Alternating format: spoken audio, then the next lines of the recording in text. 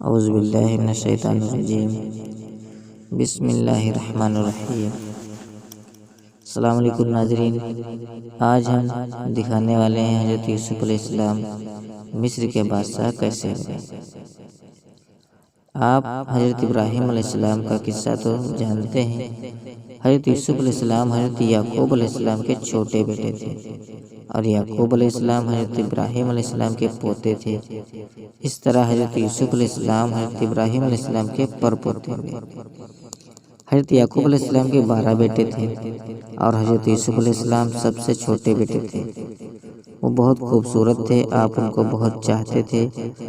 حضرت یوسف علیہ السلام نے ایک خواب میں دیکھا کہ 11 ستارے اور چاند سورج مجھے سجدہ کر رہے ہیں۔ انہوں نے ایک خواب اپنے والد کو بتایا۔ والد نے حضرت یوسف علیہ السلام کو منع کر دیا کہ یہ سب اپنے سوتیلے بھائیوں کو نہ بتائیں۔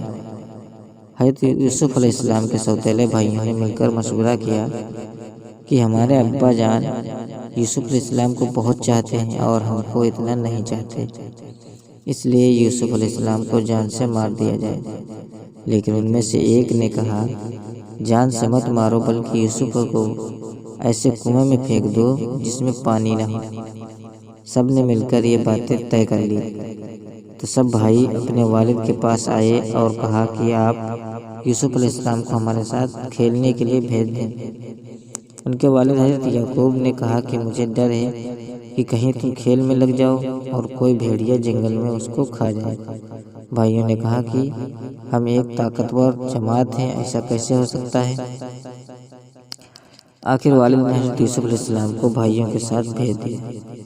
بھائیوں نے ان کو ساتھ لے جا کر ایک اندھیرے کنویں میں پھینک دیا اور رات کو روتے ہوئے گھر واپس آئے اور کہا کہ ابا جان، ہم آپس میں دوڑ لگا رہے تھے اور یوسف ہمارے سامان کے پاس بیٹھا تھا کہ ایک بھیڑیا آیا اور اس کو کھا گیا۔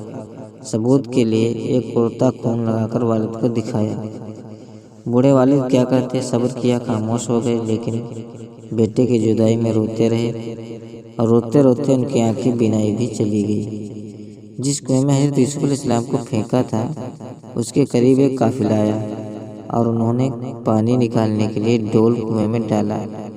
دیکھا کہ ایک خوبصورت لڑکا کنویں میں ہے، ان کو باہر نکال لیا اور جب قافلہ مصر پہنچا تو وہاں مصر کے بادشاہ نے ان قافلے والوں کو تھوڑی قیمت دے کر خرید لیا اور اپنی بیوی زلیخا سے کہا کہ اس کو پالو، ہو سکتا ہے کہ ہم اس کو اپنا بیٹا بنا لیں۔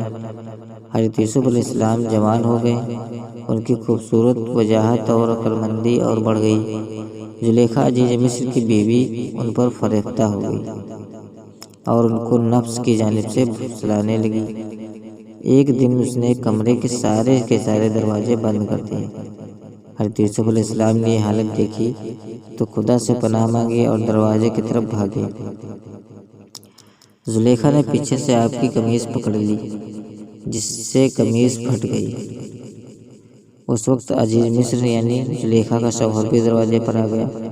زلیخا نے الٹا الزام حضرت یوسف علیہ السلام پر لگایا اور اپنے خاوند سے کہا کہ یہ شخص تیری بیوی کو بے آبرو کرنا چاہتا تھا، جس کی سزا اس کو ملنی چاہیے۔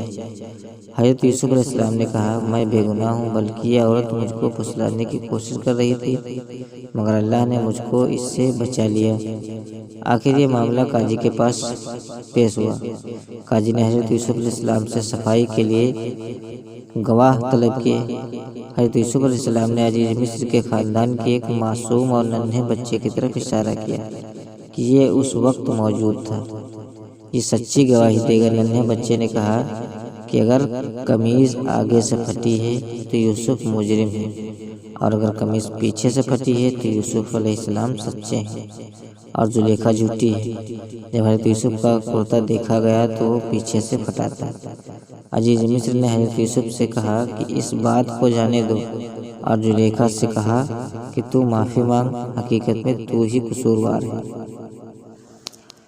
واقعہ کی خبر سارے مصر میں پھیل گئی اور عورتیں آپس میں باتیں کرنے لگیں کہ زلیخا اپنے غلام کو چاہتی ہے۔ جب زلیخا کو اس کا علم ہوا تو اسے اپنی بدنامی کا خیال آیا۔ اس نے ترکیب سوچی کہ وہ سوچا کہ اس نے مصر کی عورتوں کو دعوت کی اور سب کے ہاتھوں میں ایک ایک چھری اور ایک ایک پھل دے دیا اور اسی وقت حضرت یوسف علیہ السلام کو وہاں سے لے آئی، اور عورتوں نے جب حضرت یوسف علیہ السلام کے حسن و جمال اور خوبصورتی کو دیکھا تو سب کے سب اپنے ہوش میں نہ رہے اور چوریوں سے بجائے پھلوں کے اپنے ہاتھوں کو کاٹ لیا اور کہنے لگی واقعی یہ کوئی انسان نہیں فرشتہ ہے۔ زلیخا نے ان عورتوں سے کہا کہ یہ وہی شخص ہے جس کے لیے تم مجھے ملامت کرتی ہو، میں حقیقت اس کو چاہتی ہوں، اگر اس نے میری محبت کو ٹھکرا دیا تو میں اس کو قید قرار دوں گی۔ اس کے بعد اس کے بے گناہی ثابت ہوتی رہی اور عزیز مصر کا بادشاہ یوسف علیہ السلام کو دھیرے دھیرے کر کے بادشاہ بنا دیا، وہ وہاں کے بادشاہ ہو گئے۔ دوستوں، اگر یہ قصہ اچھا لگا ہو تو please like, comment and subscribe ضرور کیجیے گا۔ اللہ حافظ۔